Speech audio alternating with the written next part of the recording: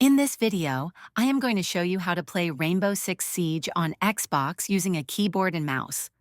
First, ensure that your keyboard and mouse are compatible with Xbox. Many USB keyboards and mice will work, but it's best to check the manufacturer's specifications. To get started, connect your keyboard and mouse to the USB ports on your Xbox console.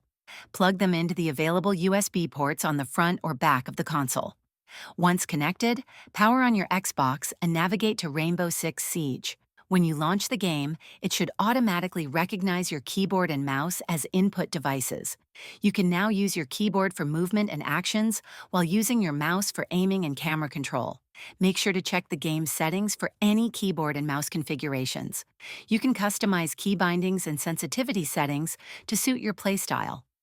Keep in mind that not all Xbox games support keyboard and mouse inputs, but Rainbow Six Siege does. Enjoy a more precise and responsive gaming experience with your keyboard and mouse setup. If this video helped you, please like and subscribe to the channel.